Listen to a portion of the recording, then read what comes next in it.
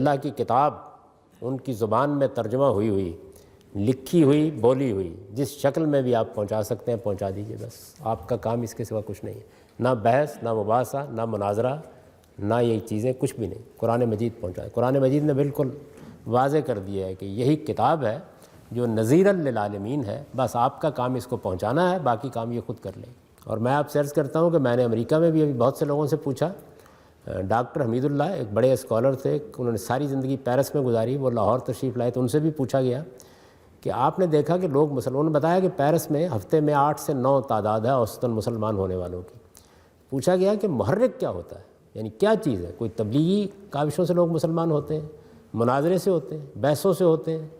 तो उन्होंने कहा कि नहीं, 1% लोग हो सकता है यहाँ से भी होते हों, बाकी सारे लोग या कुरान पढ़कर या नमाज देख कर या अजान सुन कर।